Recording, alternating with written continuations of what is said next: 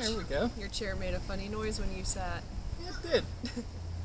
So, what did you find in the pond behind us this week, Jamie? We found an approximately 4-foot alligator. We're going to call him Allie. Allie the alligator. Because we're like super inventive. I thought the pond was too small to have any in it. I knew that we had them in the other parts of the park, but we had one in here too. Well, he's super stealth because all you will ever see is his eyeballs, like the eyeballs, and then like the very, very tip of his snout. Wonder what the warning is. Oh, who knows? Oh, nothing. Okay. Oh, we wanted to talk about the fact that we didn't go to San Antonio, Texas. Yeah. Dodged that bullet. Like, I was that close. Like, we were this close, and just at the last minute, because of like the political turmoil and just everything being so crazy, we just decided to go ahead and go with something a little more familiar. So we came back to Florida. And now Jamie definitely won that argument. Ryan and I were bucking for San Antonio. Oh, we yes. really kind of wanted the waterfront and all the things there. I was feeling guilty. I'm like, yes, okay, fine. So we're returning back to like what we know. Like, you know, I'm one of those people. If I know what I like, I know what I like, and I keep going back. It's always funny because we go to restaurants and I'm like, oh, I look through the menu for 10 minutes and then I just say, I want a chicken salad. It's like every single time. So, yeah, so for once, me doing the comfort thing totally paid off. And speaking of standards, Jamie's missing some of her standards at work. She's missing the phlebotomy team or the blood team, and she's missing... Well, I'm missing the phlebotomy team. Like, big hats off to phlebotomists everywhere. Like, I had no idea how much I took you all for granted. It is so nice whenever a doc puts in orders to know that, hey, phlebotomy is going to show up within 10 to 20 minutes and they're going to draw labs. And it's just been like one of those things that I've always experienced as a nurse, and it's been great. So now when doctors put orders in here, it's like either I do it or I have to delegate it to somebody else, and it's an absolute nightmare, especially when you're trying to diagnose somebody and they just put in like a ton of labs, and throughout the day you're like, oh well, that wasn't it, so let's put this lab in. I'm like, stop it. So, and the other one is, I know I mentioned this before, I'm going to go ahead and I'm going to say it again.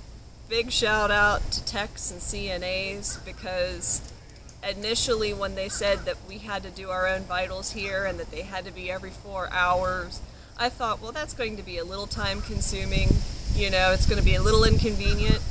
It is so inconvenient, it is so frustrating, especially when half of the vitals machines don't work, like the thermometer probes don't work, the pulse ox thing doesn't work. It is so frustrating, so time consuming, and so I just want to give a big shout out to CNAs. You guys are like worth your weight in gold. And let's see, one of the other things we were going to talk about is a lot of things switch places in our family. Like when we used to go to restaurants, of course, I would order tremendous amounts of food and then eat parts of Jamie's. And yeah. Now we've totally reversed things since I've had weight loss surgery. She orders the big meal and I only steal a few pieces off of it or whatever. Yeah. And so we've had more role reversal in our family. Jamie, now get your hair done where?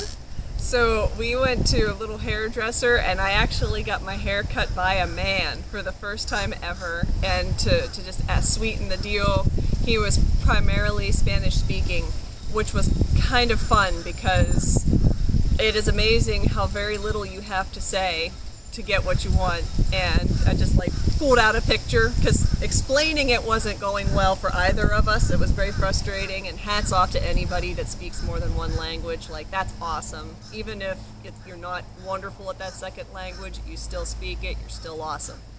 But anyway, it was so neat because I just showed him a picture. He did exactly what I asked, and the funny thing, the role reversal piece of this is I was charged for a man's cut.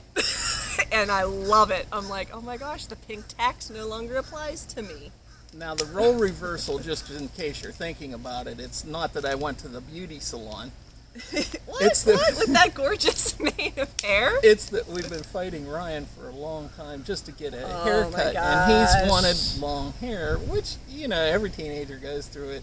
But we finally got him talked into just thinning it out, and he was so happy. We took him to a beauty salon, and he got his hair thinned out. So it's still long. It's still long. It's still the look he wants, but it no longer looks like permanent fuzz. Like, the guy neatened it up, he trimmed it, he styled it, he put pomade in there and did stuff with it, and Ryan was very happy, and I'm pretty sure Ryan was charged for a woman's haircut. And he got a shampoo and a blowjob, hair. Dear. Blow dry. Well, we'll scratch that part of it. Or maybe not. Who knows? Maybe it's more entertaining, And what else do we know? We found the alligator.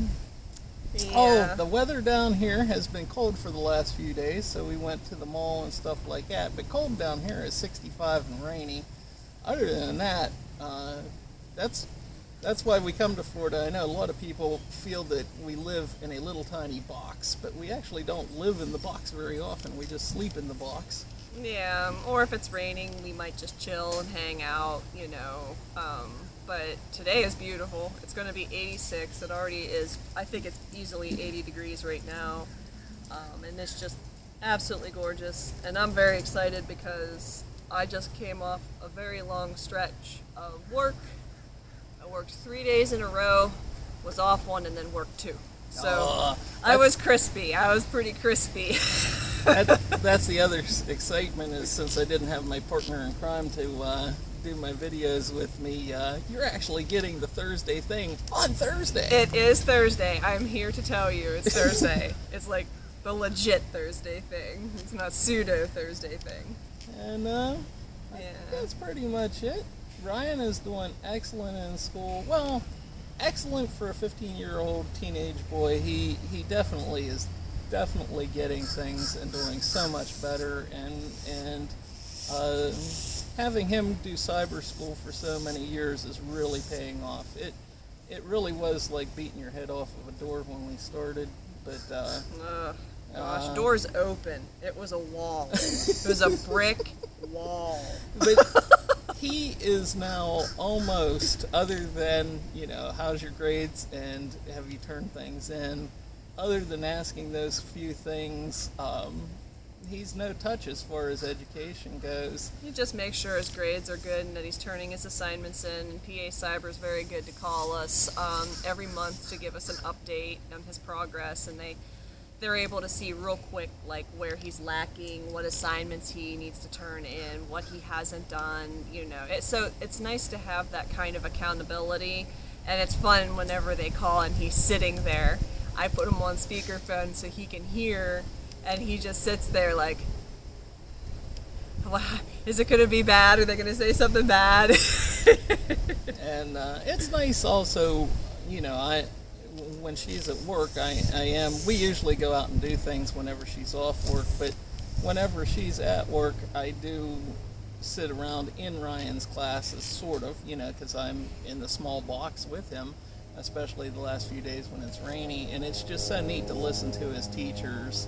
And they do really a pretty good job. I mean, one of the things that drives me crazy is the whole Romeo and Juliet. We just went through a week and a half of Romeo and Juliet. Oh, it was more than that. It was more than that. Okay, all right.